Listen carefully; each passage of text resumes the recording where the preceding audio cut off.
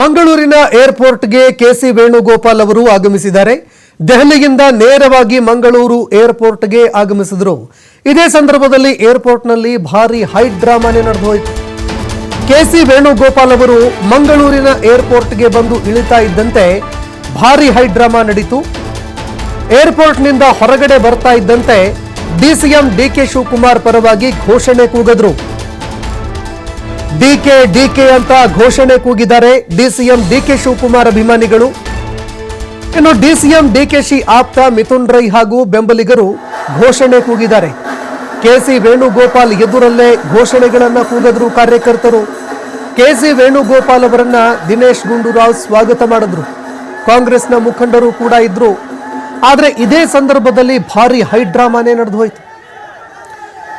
DK Shivakumar ಅವರನ್ನ CM ಮಾಡಬೇಕು ಅನ್ನುವಂತಹ ಬೇಡಿಕೆ ಎದುರಿಗೆ ಬಂದಿರುವಂತಹ ಸಂದರ್ಭದಲ್ಲಿ ಆ ವಿಚಾರ ತೀವ್ರವಾಗಿ ಚರ್ಚೆಯಾಗ್ತಾ ಇರುವ ಹೊತ್ತಿನಲ್ಲೇ ಕೆಸಿ ವೇಣುಗೋಪಾಲ್ ಅವರು ರಾಜ್ಯಕ್ಕೆ ಆಗಮಿಸಿದಂತಹ ಸಂದರ್ಭದಲ್ಲಿ ಬೆಂಗಳೂರು ವಿಮಾನ ನಿಲ್ದಾಣದ ಹೊರಗಡೆ ಡಿಕೆ ಶಿವಕುಮಾರ್ ಬೆಂಬಲಿಗರು ಭಾರಿ ಹೈ ಡ್ರಾಮಾಗೆ ಕಾರಣವಾದರು. ಜೊತೆಗೆ ಡಿಕೆ ಶಿವಕುಮಾರ್ ಪರವಾಗಿ ಡಿಕೆ ಡಿಕೆ ಅಂತ ಘೋಷಣೆಗಳನ್ನು ಕೂಗಿದ್ದಾರೆ.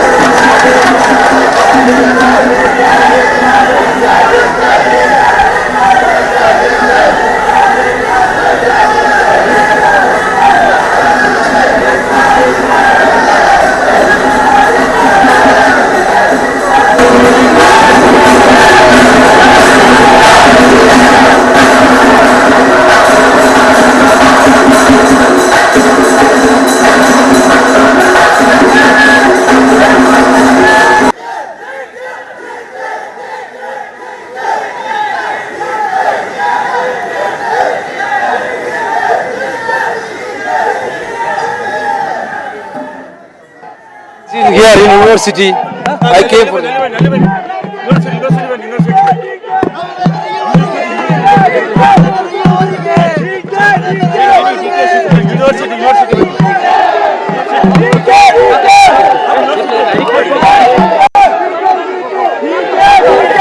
meeting is in here in university. I came for